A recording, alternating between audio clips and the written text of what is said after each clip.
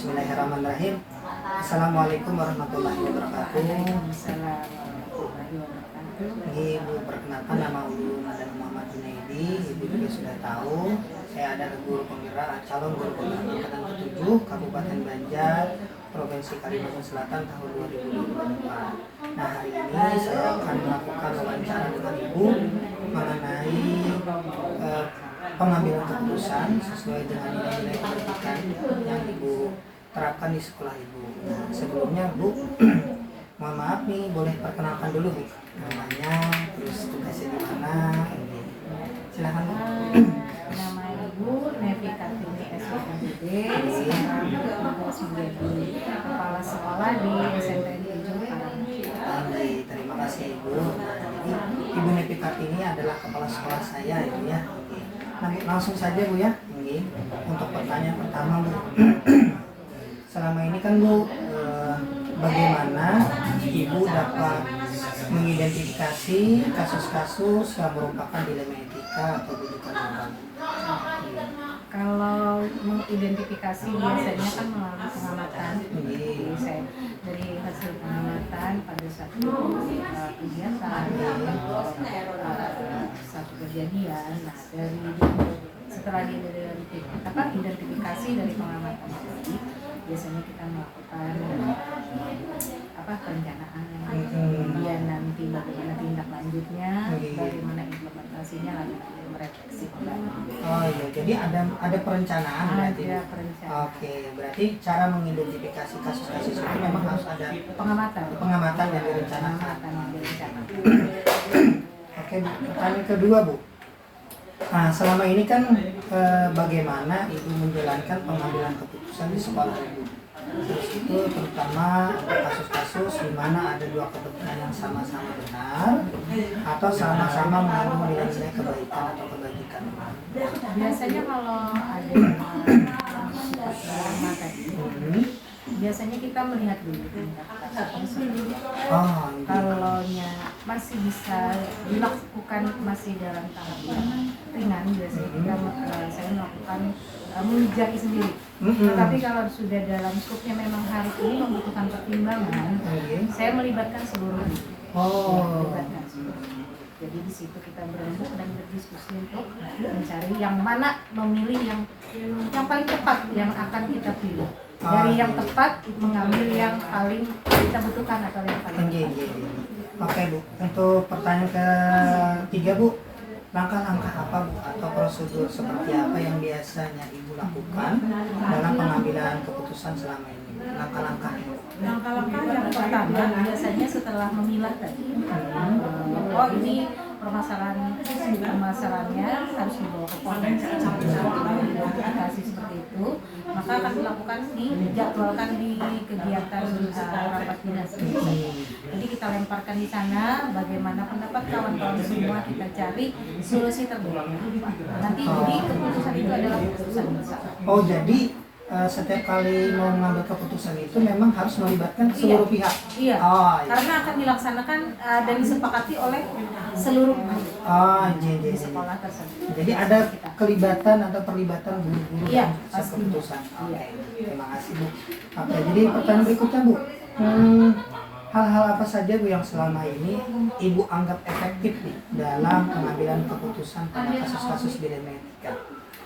Yang paling efektif memang kegiatan tadi adalah berembuk tadi diskusi. Itu efektif karena kemudian kita sudah memilah permasalahan, kemudian misalnya dalam satu kegiatan kita kan menilai lagi, merefleksi lagi. Oh, ternyata dengan misalnya tindakan yang kita ambil itu berjalan dengan efektif. Misalnya dalam penempatan, misalnya saja dalam pemilihan tugas tambahan. Nah, ada dua tugas tambahan yang memang misalnya guru tersebut kompeten, tetapi di mana yang paling memerlukan untuk bantuan dari guru tersebut. Guru tersebut lebih diperlukan di tugas tambahan. Jadi ketika sudah menentukan maka nanti setelah refleksi akan terlihat ini efektif atau tidak. Jadi seperti itu. Oh, jadi melihat efektifnya itu ada refleksi dari iya, ada refleksi dulu setelah kita terapkan, baru kita refleksi, oh efektif nih. Oh ya. Ternyata memang guru A memang sangat dibutuhkan di tugas tambahan. Oh iya. Misalnya. Berarti memang harus ada refleksi dulu. Iya, selalu ada setelah refleksi. mengambil keputusan, baru direfleksi, baru bisa dilihat efektif atau tidak. Iya. Oh iya. Oke Bu, terima kasih. Pertanyaan berikutnya Bu. Hal-hal apa saja Bu yang selama ini merupakan tantangan dalam pengambilan keputusan pada kasus-kasus dilema etika? Jadi sebenarnya kalau di sekolah itu tantangan itu adalah keterbatasan guru. Karena sekolah ini berjalan sudah sekitar hampir 13 tahun. Nah, itu selama ini tantangannya adalah keterbatasan guru dengan tugas tambahan yang banyak, kegiatan sekolah yang banyak, dengan guru yang hanya 6 sampai 9 orang pada saat itu berat. Itu berat karena terus terang saja guru itu terbebani dengan beberapa tugas tambahan walaupun sudah kita maksimalkan untuk ibadah. Nah itu tantangan sekali.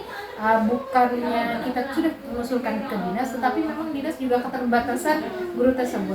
Nah, yang alhamdulillah kan baru 1 atau 2 bulan ini, alhamdulillah sudah terpenuhi, sudah ada bantuan guru tambahan. Berharapnya ke depan tantangan ini akan terselesaikan. Oh iya. Utamanya itu. Berarti tantangan utamanya itu ada kekurangan keterbatasan guru. Oke, siap Bu. Oke, pertanyaan berikutnya Bu. Nah, apakah Ibu memiliki sebuah tata kala atau jadwal tertentu Bu dalam sebuah penyelesaian pada kasus dilema etika? Apakah Ibu langsung menyelesaikannya di tempat atau memiliki sebuah jadwal khusus untuk menyelesaikannya? Bentuk atau prosedur seperti apa yang Ibu jalankan? Biasanya jadwal terjadwal, yaitu dalam rapat. Kalau ada kasus yang harus segera diselesaikan, itu biasanya kita selesaikan dijadwalkan di rapat dinas. Jadi teragendakan di sana, ada notulennya, jadi kita bisa melihat nanti di situ apa yang sudah disepakati. Jadi nanti dijadwalkan di rapat dinas, kita remukan, kita cari solusi, lalu nanti kita rencanakan bagaimana nih tindakan kita, solusi itu dilaksanakan kapan, terlaksananya kapan, ini masanya nanti kita tentukan juga, baru nanti terakhir kita refleksi sama-sama. Oh, berarti memang ada keterlibatan seluruh pihak? Iya, seluruh pihak. Oh, kalau dalam pengambilan keputusan. Iya, Oke. selalu. Oke, pertanyaan berikutnya Bu.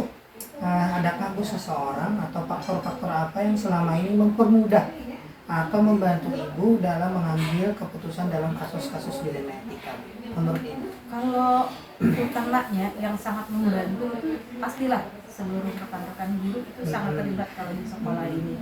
Semua keputusan biasanya kita saling mendukung, saling membantu, saling mencari solusi. Itu paling besar. Ya selain itu nanti ada pengawas keberpihakan dari dinas pendidikan, yaitu pengawas bina. Nah, jadi antara pengawas bina, guru itu besar sekali pengaruhnya. Juga dari bidang pembinaan SMP sendiri, ya, sebagai tangan kanan dari kepala dinas pendidikan. Jadi banyak yang terlibat untuk dalam kegiatan itu. Oh iya. Berarti kalau dalam pengambilan keputusan itu Ibu sebagai kepala sekolah memang punya hak sebenarnya pengambil keputusan secara sendiri, tapi Ibu lebih melibatkan banyak pihak lah. Iya. Siap, terima kasih. Nah Bu, pertanyaan yang terakhir, dari semua hal yang telah disampaikan Ibu tadi, pembelajaran apa yang Ibu petik nih dari pengalaman Ibu dalam pengambilan keputusan? Jadi dalam mengambil keputusan itu memang ada hal yang bisa kita bijaksana sendiri, yang kita harus saat itu kita putuskan. Tetapi ada hal yang besar yang tidak bisa kita ambil semena-mena berdasarkan hanya pendapat kita sendiri. Karena itu nanti berdampaknya kepada seluruh kegiatan, baik untuk guru maupun siswa. Jadi di situ kita belajar untuk berdiskusi, memberikan maksudnya bersepakat. Jadi segala sesuatu itu permasalahan adalah dilakukan dulu diskusi, ya. Kemudian mencari solusi bersama, lalu apa yang akan kita lakukan, dan yang pasti setelahnya adalah merefleksi. Apa keputusan Itu. ini ya tepat atau tidak? Iya, tepat atau tidak. Iya, Jadi iya. memang diskusi utamanya. Diskusi berarti. Diskusi Poin bersama utamanya diskusi. Iya, poin iya. utamanya Iya, diskusi. iya, iya. Untuk mendapatkan solusi. Gitu. Oke Bu, terima kasih. Ini sudah ada 8 pertanyaan yang saya sampaikan Bu. Alhamdulillah sudah selesai. Terima kasih banyak kepada Ibu Nepi Kartini sudah menyempatkan waktu untuk bisa saya wawancarai. Nah Ibu salah satu adalah figur nanti yang bisa menjadi panutan saya untuk idola lah bahasanya Bu. Idola dalam setiap mungkin ada nanti diskusi pengambilan keputusan kalau misalnya memang saya memerlukan Bu. Soalnya kan perlu bertanya sebelum melaksanakan Bu. Nah itu yang penting sekali. Terima kasih banyak Ibu Nepi. Salah hilaf mohon dimaafkan. Wassalamualaikum warahmatullahi wabarakatuh. Bismillahirrahmanirrahim. Assalamualaikum warahmatullahi wabarakatuh. Perkenalkan Bapak, ulun adalah Muhammad Junaidi, SPD. Saya adalah guru SMP Negeri 7 Karangintang. Nah, saya ini adalah calon guru penggerak Pak, angkatan ke-10 Kabupaten Banjar tahun 2024. Nah, hari ini izin Pak ya untuk bisa melakukan wawancara Pak. Nah, mengenai pengambilan keputusan sesuai dengan pemimpin pembelajaran khususnya Bapak sebagai kepala sekolah ya. Nah, mungkin itu dulu Pak. Jadi sebelum kita mulai, saya ingin tanya dulu Pak ya. Boleh Pak perkenalkan dulu namanya siapa, di situ tugasnya di mana Pak?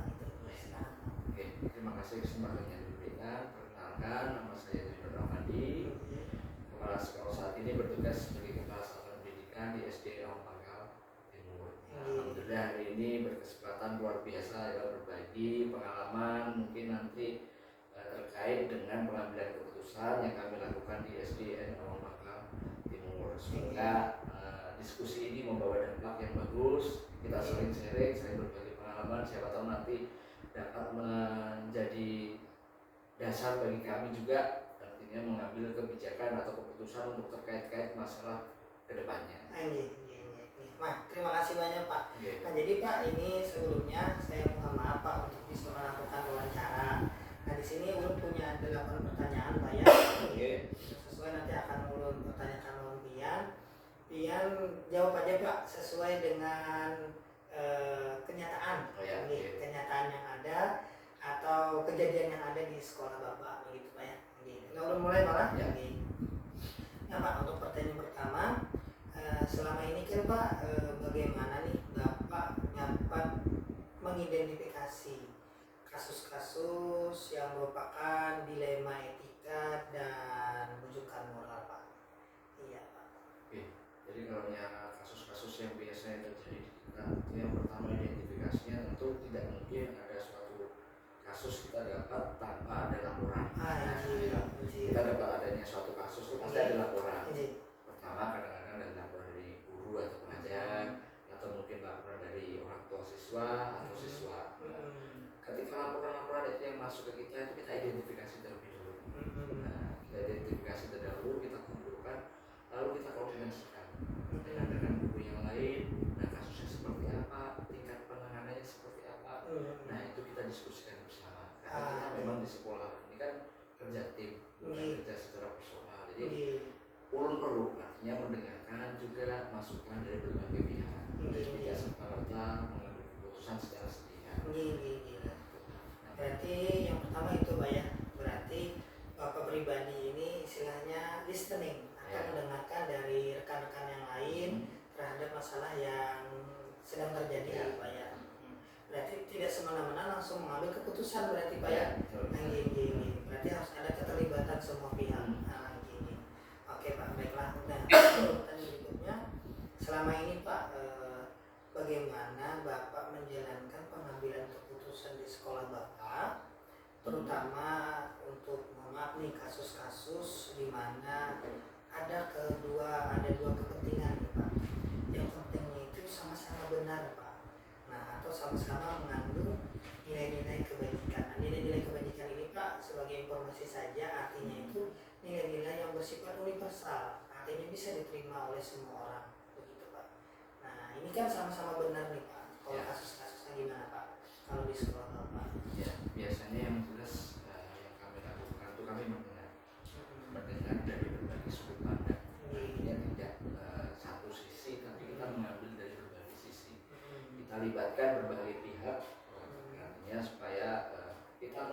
mengetahui artinya akar masalah di mana. Sehingga ketika kita dalam mengambil keputusan, artinya keputusan itu tidak berat sebelah. Jadi akan kita lihat artinya dari perspektif sisi A seperti apa, sisi B seperti apa. Lalu kita komunikasikan dengan yang lain. Artinya kita mendengarkan pandangan. Bagaimana misalnya opsi jawabannya seperti ini, seperti ini. Nah kita komunikasikan dengan lain, lalu kita saring. Kita berdalam dengan apa yang sudah kesimpulan sementara yang kita miliki. Jadi kita harus cekkan antara pandangan perspektif dari masing-masing pihak dengan kesimpulan sementara yang kita miliki. Tentu kan kita ketika kita sudah berdiskusi kita pasti mengetahui akar masalahnya di mana. Akar masalahnya di mana kita ketahui. Minimal kita punya keputusan sementara, tapi kita tidak bisa langsung memberikan keputusan. Nah, kita mendengarkan dari perspektif guru A misalnya atau perspektif B itu seperti apa. Nah, sehingga kita bisa mengambil jalan tengah. Titik tengah keputusannya sehingga keputusan itu bisa diterima baik oleh berbagai pihak. Jadi tidak serta-merta, jangan sampai keputusan kita ini lebih condong pada tertentu, orang tertentu, sehingga satu sisi dirugikan. Sehingga kita harus mengambil keputusan itu mengambil keputusan yang memang benar-benar bijak di tengah-tengahan antara yang kedua belah pihak, misalnya ada berbagai pihak ini bisa menerima keputusan tersebut. Berarti cara Bapak untuk mengambil sebuah keputusan yang berhubungan dengan kasus-kasus yang sama-sama benar, Bapak mengambilnya ini berarti dari sudut pandang, mendengarkan dari sudut pandang sebelah kiri misalnya atau sebelah kanan, berarti kedua belah pihak akan didengarkan. Biar nanti keputusan yang diambil itu tidak salah ya Pak. Oke Pak, bisa diterima nih. Nah Pak, melanjutkan lagi Pak, langkah-langkah apa Pak atau prosedur seperti apa yang Bapak sering lakukan selama ini Pak dalam mengambil keputusan? Yang jelas ketika kita menerima laporan suatu masalah itu dari berbagai pihak manapun, yang pertama yang memang wajib kita laksanakan itu identifikasi. Kita identifikasi dulu, ini masalahnya tergolong masalah seperti apa. Nah itu kita harus lakukan identifikasi, kita memilah. Artinya masalahnya seperti apa yang harus memang kita identifikasi. Setelah kita identifikasi, kita rumuskan, kita lihat rumusan masalahnya di mana. Masalah kasus atau masalah ini di mana titik akar masalahnya. Nah itu kita harus bisa melihat. Nah, untuk melihat itu kita juga melibatkan dari berbagai pihak. Artinya kita bisa memiliki kacamata dari berbagai pihak. Jadi yang lain kita juga libatkan. Nah setelah kita sudah memiliki artinya yang akar masalah yang kita dapatkan, kita coba bawa, karena memang di sekolah satuan pendidikan ini kita punya tim di sekolahan, ada rekan-rekan guru, ada tenaga pendidikan yang ada di sekolah. Kita coba dengarkan masukan-masukan dari rekan-rekan terkait soal masalah tadi. Makanya sering kita adakan pertemuan diskusi, ya misalnya masalahnya adalah seperti ini, kita sampaikan dan kita mendengar dari berbagai perspektif seperti apa. Nah, setelah kita diskusikan, tentu pasti akan mengerucut kepada penyelesaian masalah. Nah, jadi tadi identifikasi akan masalah dapat kita diskusikan, pasti nanti akan berujung ke titik temu untuk penyelesaian masalah. Dalam penyelesaian masalah pun nanti mungkin ada beberapa pertimbangan. Yang mana pertimbangan yang terbanyak itu yang akan kita pakai. Sehingga karena kita lihat apakah keputusan yang kita buat tadi akan baik untuk kedepannya. Untuk jangka panjang seperti apa nanti kedepannya. Nah, tetapi untuk memutuskan tadi tetap melalui beberapa tahapan tadi. Identifikasi tadi, nanti kita menentukan akar masalah, kita berdiskusi, mendapatkan sumber, baru kita bisa nanti membuat kesimpulan. Dan kesimpulannya pun kita cari dari mana yang memiliki risiko terendah.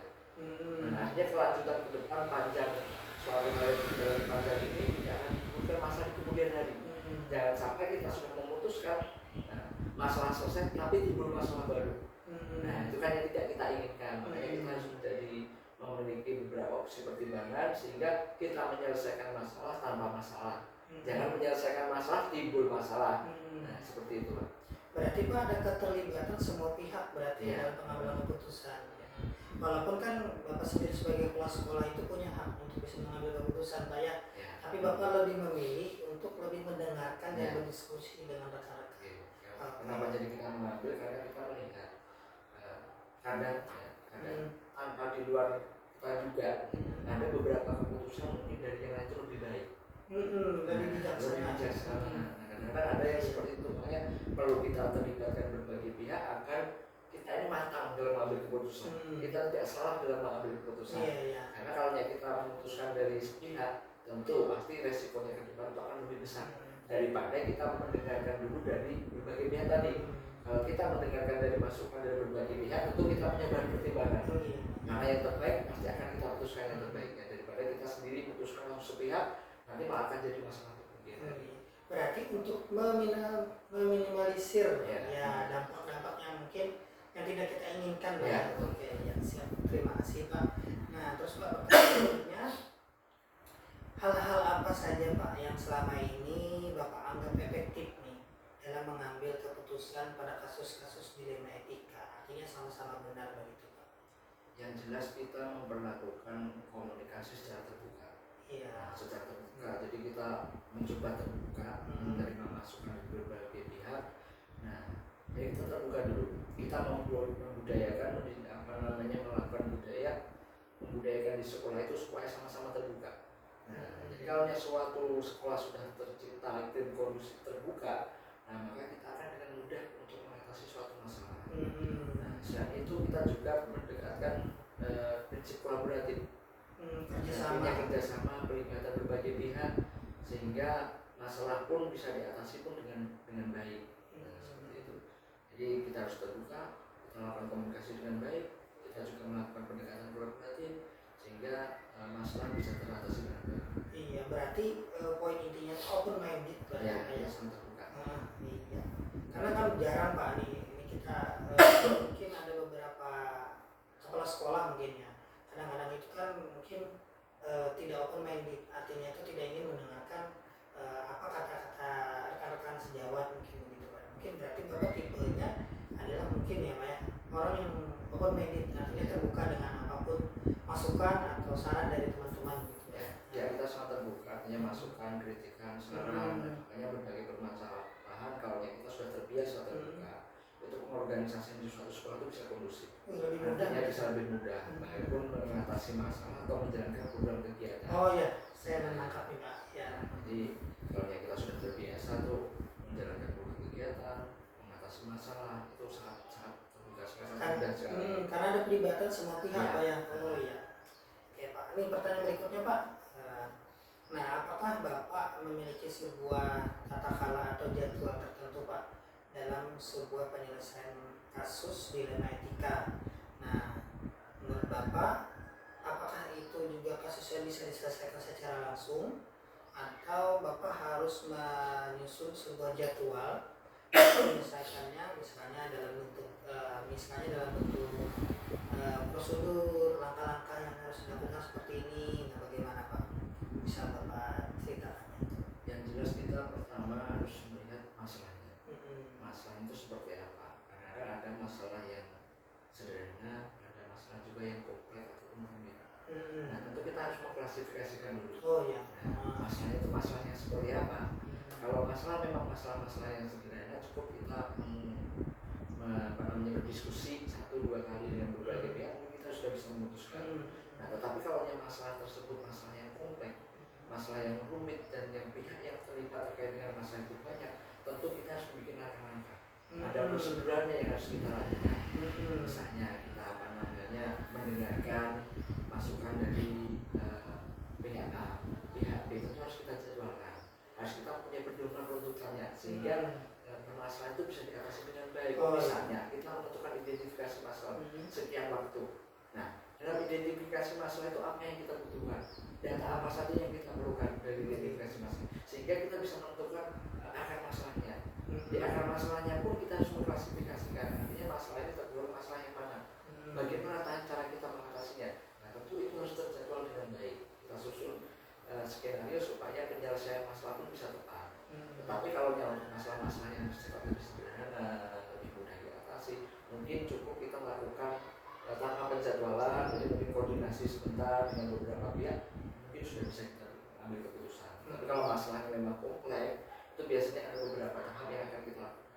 Berarti boleh saya ambil sedikit kesimpulan Pak? Berarti tergantung jenis masalahnya.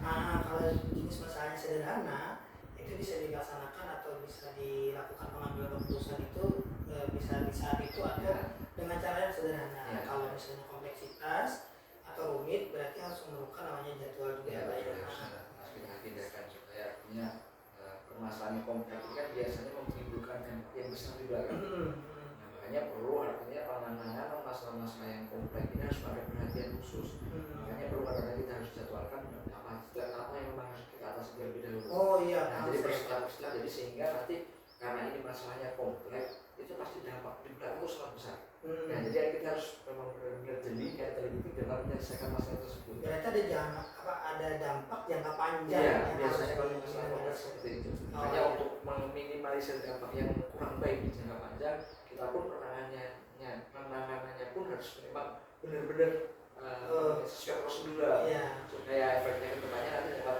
kita minimalisir. Ada jadwal khusus berarti Pak ya.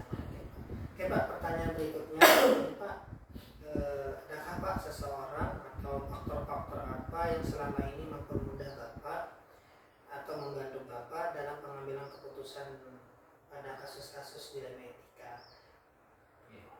Pada untuk seseorang kita terus terang di sekolah punya tim guru pengajar, baik itu staf maupun tenaga kependidikan. Nah, mereka adalah orang-orang yang memang biasanya membantu kami dalam mengatasi berbagai masalah dari sekolah atau terkait dengan pekerjaan. Nah, selain rekan-rekan sekolah yang memang rutin kami libatkan aktif, kami juga punya komite sekolah. Tempat sharing kami untuk mengambil berbagai kebijakan terkait dengan keputusan sekolah. Selain itu kami juga punya pengawas pendamping. Nah, pendamping ini yang sangat aktif. Kami juga artinya menangani program masalah yang memang juga dan sebagainya pun mereka menyampaikan apakah ada permasalahan, bagaimana mengatasi dan lain sebagainya. Tentu itu sangat membantu kami sehingga kami dalam proses perjalanannya ketika ada masalah kami dapat atasi dengan baik. Nah, yang jelas yang utamanya kami berterima kasih itu pada tim kerja kami yang ada di sekolah. Mereka sangat kooperatif, sangat terbuka. Artinya ketika ada masalah itu mau membantu kami artinya mengatasi masalah tersebut. Oke Pak. Jadi ada keterlibatan beberapa pihak ya, ada rekan sejawat atau istilahnya guru-guru di sekolah, habis itu ada orang tua siswa juga, dan ada pengawas sekolah Pak ya. Terima kasih Pak. Nah ini Pak, mungkin ini adalah pertanyaan terakhir dari saya. Dari semua hal yang telah disampaikan nih Pak ya dari Bapak tadi, pembelajaran apa sih yang dapat saya petik dari pengalaman Bapak dalam mengambil keputusan dilema etika Pak, untuk Bapak pribadi? Yang jelas itu pelajaran utama yaitu mendengar. Mendengar itu penting. Iya. Nah, mendengar itu penting. Artinya dengan mendengar kita bisa mendapatkan wawasan yang lebih jauh, yang lebih luas, sehingga dengan masukan yang banyak dari berbagai pihak kita tidak akan bersalah dalam mengambil berbagai keputusan atau berbagai langkah-langkah yang akan kita ambil ke depan. Tentu karena memang ada masukan pertimbangan dari berbagai pihak, kita akan mudah dalam menentukan suatu keputusan. Itu yang utamanya. Berikutnya ciptakan suasana yang kondusif di lingkungan sekolah. Nah, maksudnya ini saling terbuka. Nah, kalau kita saling terbuka antara dengan rekan kerja, dengan sejawat di sekolahan, setiap ada problematika apapun tentu kita akan lebih mudah karena kita punya partner yang mungkin bisa bertukar pikir, bertukar pandangan, bertukar pendapat, sehingga dalam berjalannya waktu entah mengatasi permasalahan atau melaksanakan tugas itu semua akan berjalan dengan baik. Nah, itu mungkin itu Pak yang mungkin dapat kita ambil hikmahnya. Kita bisa mencoba menjadi pendengar yang baik. Berikutnya kita bisa berkolaborasi dengan rekan-rekan yang setiap semua, sehingga dampaknya akan luar biasa nanti di depan. Oh iya, ini jadi pengalaman berharga nih Pak buat saya. Berarti saya harus listening, berarti harus mendengarkan. Ya, yang kedua itu menciptakan lingkungan kerja yang nyaman dan bisa berkolaborasi sama teman-teman begitu rekan sejawat. Oke Pak, terima kasih banyak ini atas waktunya sudah bisa diwawancara Pak. Karena kesempatan ini kan hanya datang satu kali Pak untuk berbagi seperti itu. Terima kasih Pak. Mungkin ini saja dari saya. Saya ucapkan wassalamualaikum Pak warahmatullahi wabarakatuh. Waalaikumsalam warahmatullahi wabarakatuh.